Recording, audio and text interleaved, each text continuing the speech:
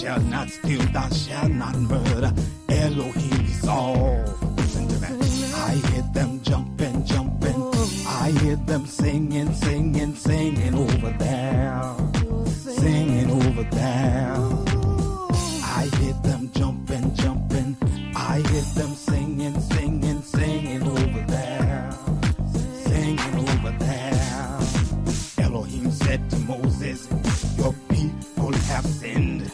Get down from this mountain of perversion, there's no end. Go handle your business before I strike them dead. Go punish all the leaders for all the blood they shed. Listen to that. I hear them jumping, jumping. I hear them singing, singing, singing over there. Singing over there. I hear them jumping, jumping.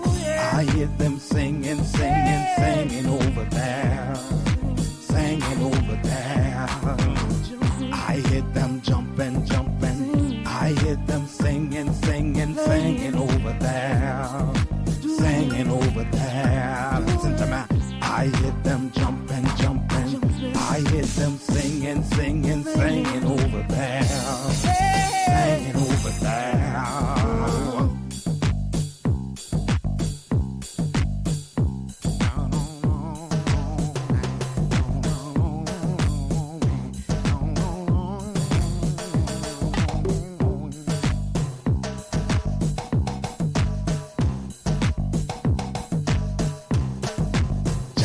Said to Moses, I hear the sound of war. Moses said it don't sound like war, it's like a party going on. Listen to me, I hear them jumping, jumping. I hear them singing, singing, singing over there. Singing over there. I hear them jumping, jumping. I hear them singing, singing, singing over there. Singing over there. I hear them jumping, jumping. I hear them singing, singing, singing over there. Singing over there. I hear them jumping, jumping. I hear them singing, singing, singing over there. Singing over there. I hear them jumping, jumping. I hear them singing, singing, singing over there. Singing over there.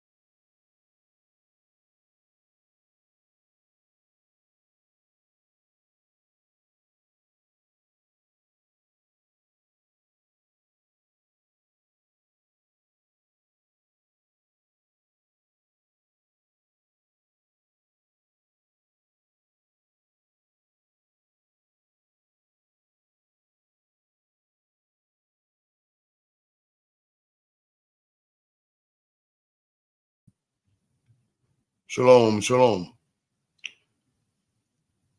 I apparently had my mic out when I was discussing the format of the show for today. My name is Shamsuf Arif, by the way, and this is the Real Talk for Real People study show.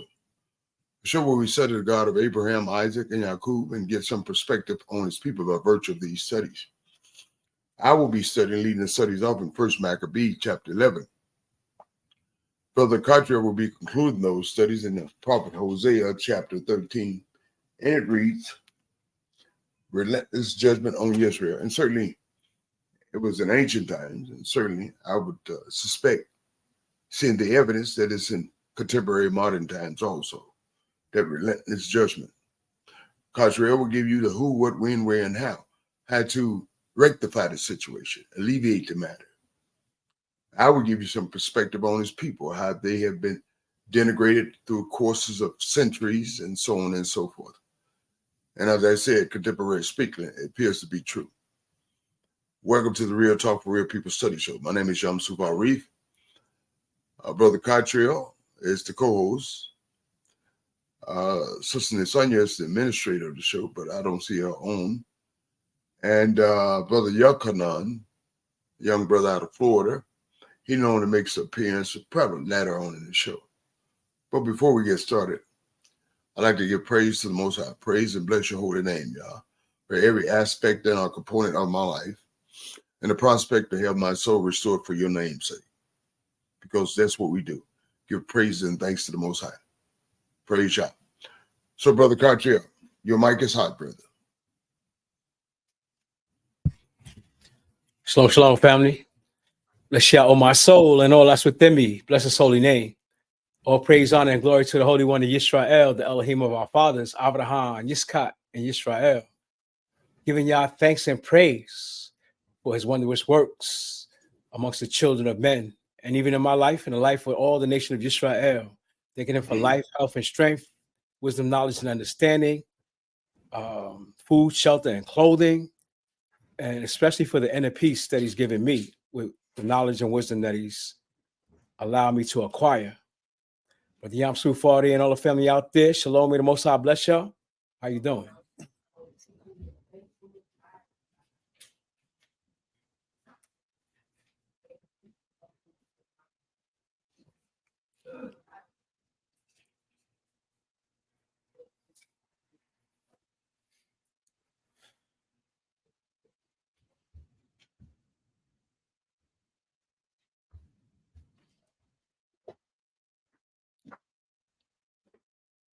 Sorry, Brother Cottrell. So, Brother Cottrell, if you're ready to proceed in the studies, I'm certainly ready to proceed in the studies. Yes, sir. In 1 Maccabees chapter 11, the king of Matharam then assembled an army as numerous as the sands of the seashore, with many ships, and set out to take possession of Alexander kingdom, this Greek, by a ruse, and added to his own kingdom. He set off from Syria with protestations of peace. He claimed he came in peace. And the people of the towns opened their gates to him and came out to meet him, since King Alexander orders were to welcome him. Ptolemy, being his father-in-law, on entering the towns, however, Ptolemy quartered troops as the garrison in each one. When it reached Azotus, he was shown the burnt-out temple of Dagon, but Azotus and his suburbs in ruins, corpses scattered here and there, the charred remains of those whom Jonathan had burnt to death in the battle, piled into heaps along his route. They explained to the king that Jonathan had done, hoping for his disapproval, but the king said nothing. Jonathan went in state to meet the king at Joppa, where they greeted each other and spent the night. Jonathan occupied the king as far as the river Julius Thirus, then returned to Jerusalem. King Ptolemy, for his part, occupied the coastal town as far as Cilicia on the coast, all while maturing his wicked designs against Alexander. He sent envoys to King Demetrius to say, "Come and let us make a treaty. I shall give you my daughter, whom Alexander now has, and you shall rule your father's kingdom." I regret having given my daughter to that man, since he had tried to kill me. He made this accusation because he coveted his kingdom. Having carried away his daughter and bestowed on her Demetrius, he broke with Alexander, and the enmity became open, public knowledge. Ptolemy next entered Antioch and assumed the crown of Asia. He now wore on his head the 2 crowns of Mithraim and Asia. King Alexander was in Cilicia at the time, since the people of those parts had risen in revolt. But when he heard the news, he advanced on his rival to give battle, while Ptolemy, for his part, also took the field and met him with a strong force and routed him. Alexander fled to Arabia for refuge, and King Ptolemy reigned supreme. Zadia, the Arab, cut off Alexander's head and sent it to Ptolemy. 3 days later, King Ptolemy died, and the Mithraim garrison in the strongholds were killed by the local inhabitants. So Demetrius became king in the year 167 BC. At the same time, Jonathan mustered the men of Judea for an assault on the citadel of Jerusalem. They set up numerous siege engines against it. But some renegades who hated their nation made their way to the king and told him that Jonathan was besieging the citadel. The king was angered by the news. No sooner had he been informed that he set out and came to Ptolemais. He wrote to Jonathan, telling him to raise the siege and meet him for a conference in Ptolemais as soon as possible. When Jonathan heard this, he gave orders for the siege to continue. He then selected a deputation from the elders of Israel and the priests and took the deliberate risk of himself, taking silver and gold, clothing, and numerous other presents, and going to Ptolemais to face the king, whose favor he succeeded in winning. And although 1 or 2 renegades of his nation brought charges against him, the king treated him as his predecessor had treated him, promoted him in the presence of all his friends. He confirmed him in the high priesthood and whatever other distinction he already had, and had him ranked among the first friends. Jonathan asked the king to exempt Yehuda and the 3 Samarian districts from taxation, promising him 300 talents in return. The king consented and wrote Jonathan a rescript covering the whole matter in these terms. King Demetrius, to Jonathan and his brother and to the Yehudite nation, greetings. We have written to Lathinis, our cousin, concerning you. Now send this copy of your rescript for your own information. King Demetrius says, Father, Lathinis, greetings. The nation of the Yehudites is our ally. They fulfill their obligation to us. And in view of their goodwill toward us, we have decided to show them our bounty. We confirm them in the possession of the territory of Judea in the 3 districts of Rima, Lydias, and Ramathaim. These were annexed to Judea from Samarian territory with all their dependencies, in favor of all who offered sacrifice in Jerusalem, instead of the royal duties which the king formerly received from them every year, from the year of the sword and the fruit crops. As regards our other rights over the tithes and taxation due to us, over the salt marshes and the crown taxes due to us, as from today, we release them from them all. None of these grants shall be revoked henceforth or anywhere. You will make yourself responsible for having a copy of this made, to be given to Jonathan and displayed on the holy mountain in a conspicuous place. When King Demetrius saw that the country was at peace under his rule, and that no resistance was offered him, he dismissed his forces and sent all the men home except for the foreign troops that he had recruited in the foreign island, thus incurring the enmity of the brethren who had served his ancestors.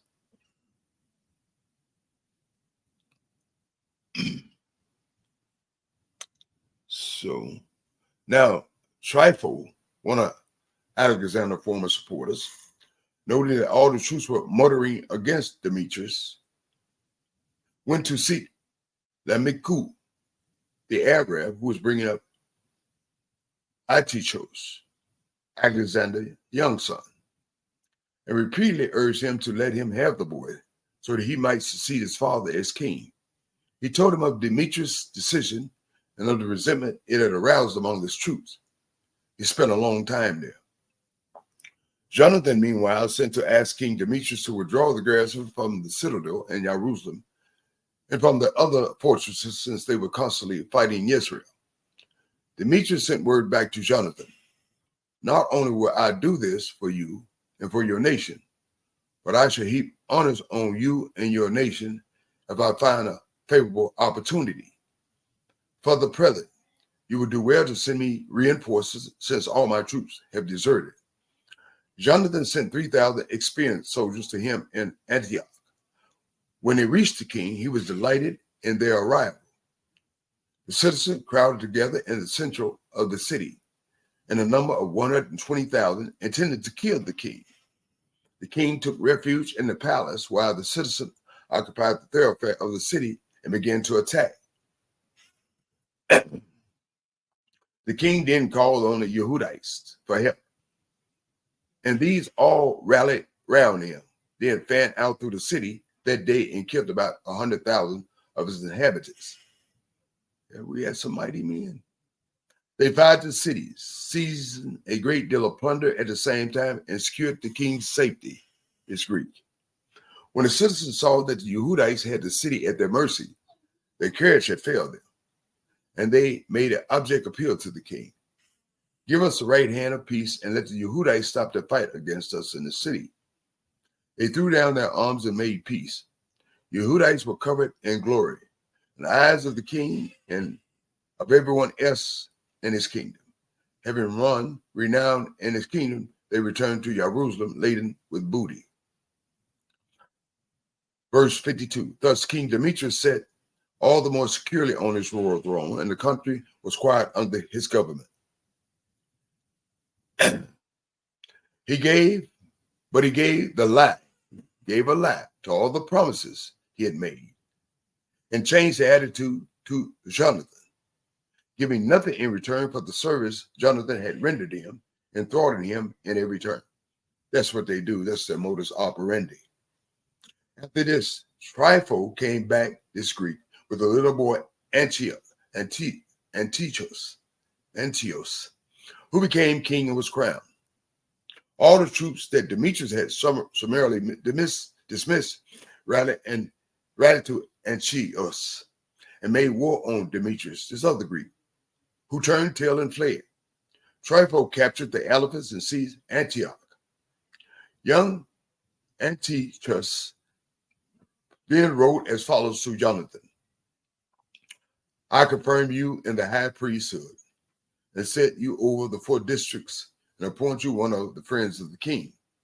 He sent him a service of gold plate and granted him the right to drink from gold vessels and to wear the purple and the gold brooch. He appointed his brother Simeon, commander-in-chief of the region from the ladder of Tyre to the frontiers of Mithraim.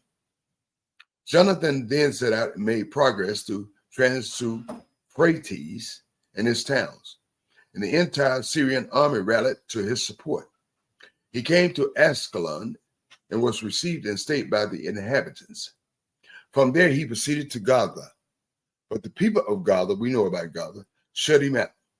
So he laid siege to it, burning down his suburbs and plundering them. The people of Gaza then pleaded with Jonathan. He made peace with them, but he took the sons of their chief men as hostages. He took the sons of the chief men and made them hostages and sent them away to Jerusalem. He then traveled through the country as far as Damascus.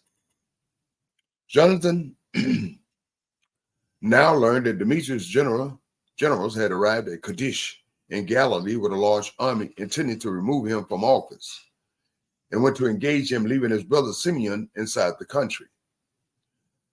Simeon laid siege to Beersheba, attacking it day after day, blockading the inhabitants, till they sued for peace, which he granted them. Though he had spared them from the town and occupied it, stationing a garrison there. Jonathan and his army, meanwhile, having pitched camp by the lake of Geneshur, rose early, and by morning was already in the plain of Hazor. The foreigners' army advanced to fight them on the plain, having first positioned an ambush for him in the mountains, while the main body was advancing directly toward the Yehudites. The troops in ambush broke cover and attacked them. All the men with Jonathan fled. No one was left except Matthias, son of Absalom, and Yehudiah, son of Shaphi, the generals of his army. At this juncture, Jonathan tore his garments, put dust on his head and prayed. Should have did that beforehand, but I guess any time is a good time when you're attacked by the enemies of the Most High. Then he returned to fight and routed the enemies who fled. When the fugitives from his own forces saw this, they came back to him and joined him in pursuit as far as Kadesh. They saw the battle had turned, and those that left him came back to fight with him. That's how we do sometimes. As far as Kadesh, where the enemy encampment was, and they themselves pitched camp. About 3,000 of the foreign troops fell that day. Jonathan then returned to Jerusalem. That's pretty simple and straight to the point. A continuation of what we have been studying as far as Yehuda is concerned, his brother Jonathan and Simeon. And sometimes it appears that when they rely too much on their brothers, they turn to the Most High. But simply said, they should go to the Most High first and foremost for whatever devil they may plan to impart upon. The first book of Maccabees. May the Most High bless us. Brother Yakanan, I see that you're here. Brother Catriel, Brother Yakanan, do you have any closing remarks and comments about First Maccabees?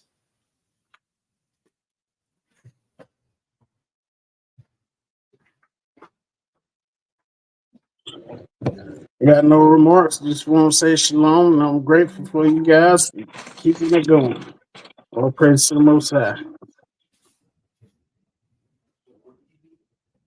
All praise to the Most High, Yah. Shout out to my brother Yakanan. For me, the book of Maccabees is very interesting to the degree that it shows the tribe of Yehuda and his family of Maccabees. They were great men. I mean, they fighting hundreds of thousands of soldiers with 3,000 warriors. And it shows that while they were in their land, even though the Most High put that punishment on us, we still had great strength, just like now. In this curse that we're under, we are still the greatest athletes on the planet. They got us confined to playing professional sports. But the Israelites back then, they showed their prowess as far as military might.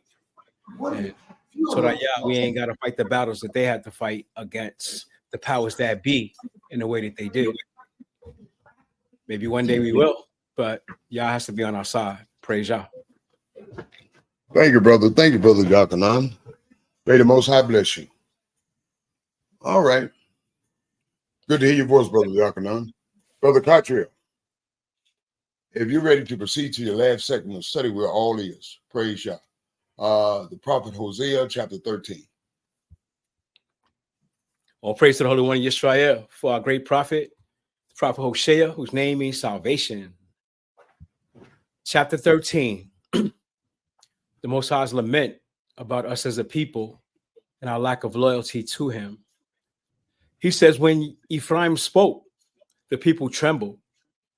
And we talking about Judah in the book of Maccabees, but we talking about Israel when We're talking about Sumeria and the 10 tribes. And y'all saying that Ephraim was powerful too. He was exalted in Israel, but he incurred guilt by worshiping Baal and died. And now the people continue to sin even more by casting images of themselves, idols of silver fashioned after their own concept. All of them, the work of artisans. We got that going on today, whether it be the Emmy Award, the MVP award for the NBA, or the Heisman Trophy, still doing the same thing. They say, offer sacrifices to these, and people kiss the calves idol. Therefore, they will be like the morning mist, or like the dew that quickly fades away, like chaff that a storm drives from the threshing floor, or like smoke escaping through the window. I am Yah, your Elohim, Yisrael, who brought you out of the land of Mizraim. You know no Elohim but me, nor any savior other than me. Send a memo out to all Israelites. Yah is telling us he brought us out of Egypt. We should have no other God. We should know no other savior. I cared for you in the desert, in the land of burning heat. When I fed them, they were satisfied. When they were satisfied, what happened? They became proud of heart. Just like now. We ain't got nothing to be proud of, but we still proud of heart. And quickly forgot me. We still proud of heart, and we have forgotten the Most High. So now I will be like a lion to them, which he has been, like a leopard. I will lurk beside the road.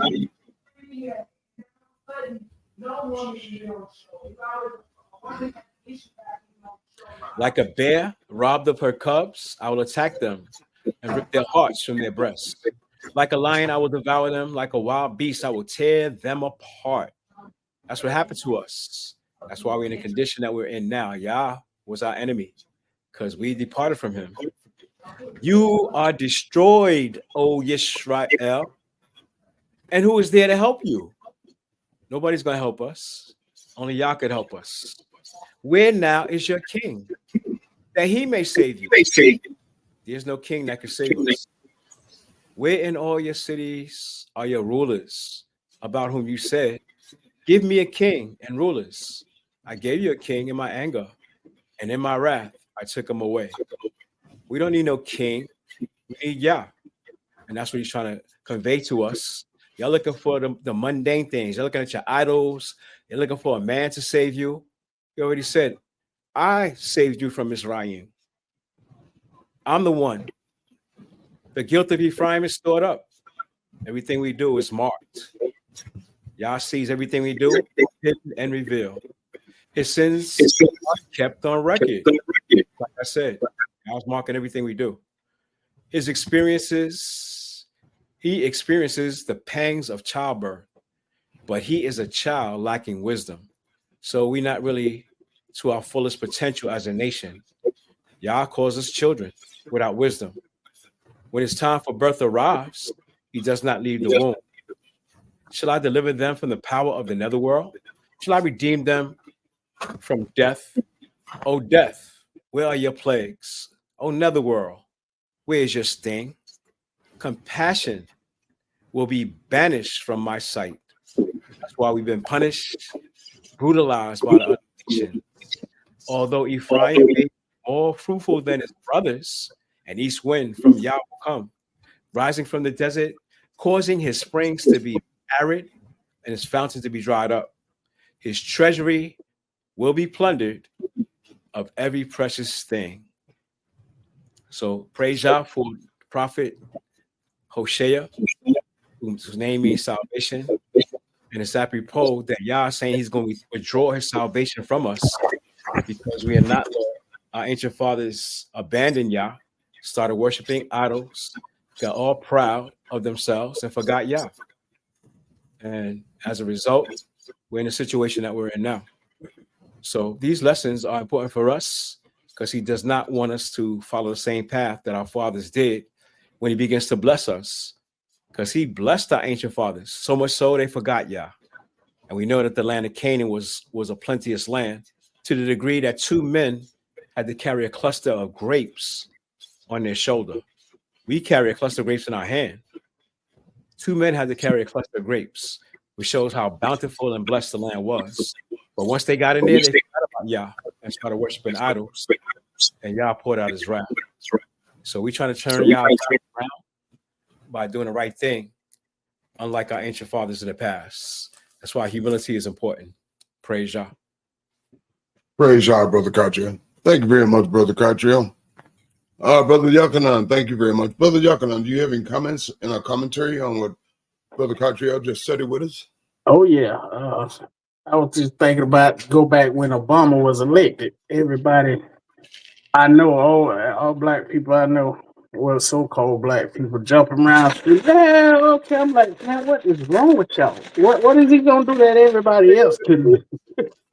Y'all better pray. We in trouble. They didn't even know it. We didn't need no king. We already had the Most High. All praise to the Most High. Thank you All very praise much, to brother. the Most High. All praises. All right, fellow students. Brother Catriel, Brother Yochanan, and I, we've done our due diligence. We brought to you the word of Yah. It has to come upon you to do something for yourselves, which is to study the word of Yah, to rely on the word of Yah, to depend upon the Yah, and to activate the word of Yah. Simply studying it will not suffice. You have to apply it to your lives in every aspect and a component. Praise Yah. So, that being said, we must do our due diligence in bringing to you Yah's word, which we have done so tonight. We pray that you come back with us to study again come this Monday coming, because the Most High word, in spite of us, regardless of us, anyone else is concerned. Personally, for you, as we learned in the Maccabees, for you personally, it works if you work it. Praise Yah and bless his holy name. Brother Catriel and Brother Yochanan, any closing remarks and comments? All praise to the Holy One of Israel. And may the words of our mouth and meditations of our heart be acceptable before our Creator, our Father, our King. And may we absorb these lessons. We ain't fighting the battles that Yehuda Maccabee is fighting or Yohanan is fighting, but we do have our battles. And the key to our victory is learning how to pray, incorporate Yah in our battles. Praise Yah. Praise Yah. Because you're talking madness, man. As usual.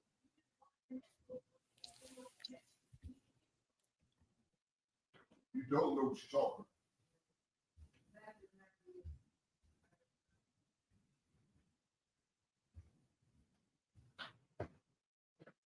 I'm sorry, y'all. My apologies. We love you. As my brother said, may the Most High bless you. Shalom and good night.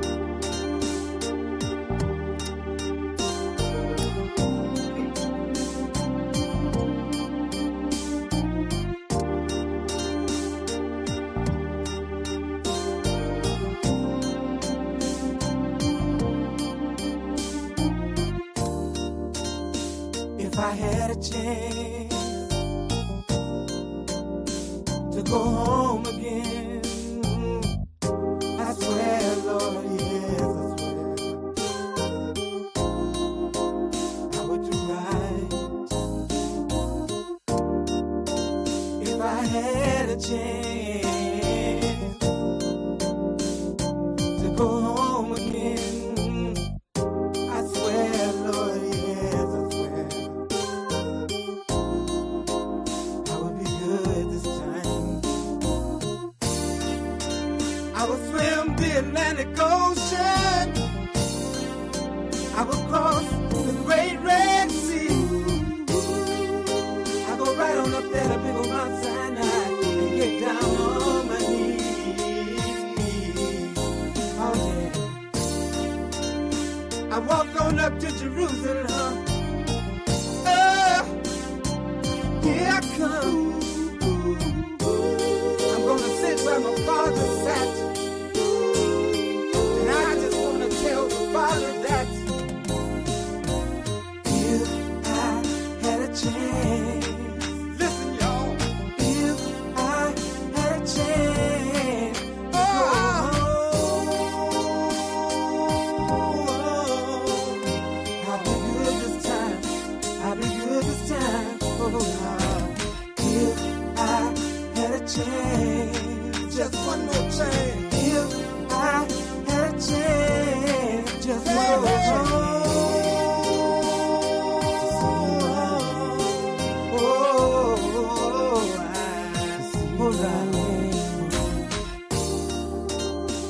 If I had a chance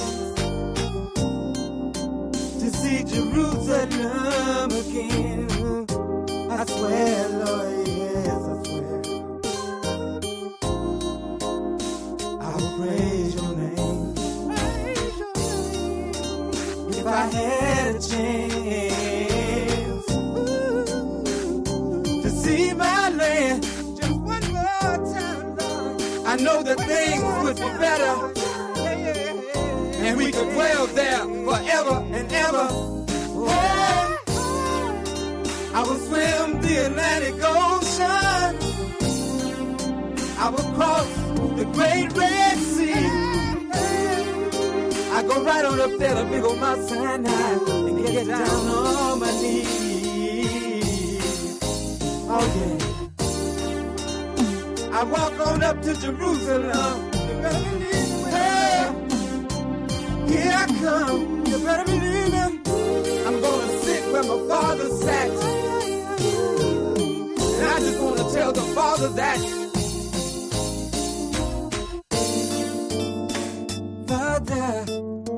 Father, we've been away a long, long, long time. We've been away a long time. We know we did wrong. We know we did wrong. Hey, we apologize. Oh man, with all our heart. We're coming to you on our bending, on our bending knees, begging you, please. Lord, to forgive us. Hey, if I had a chance, just give us one more chance. If I had a chance, you better believe me when I say it. You better believe it.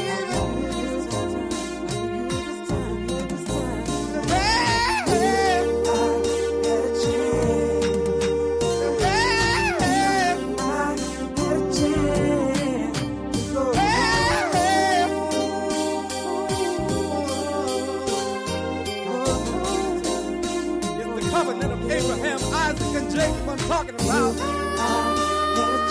Give us one more chance.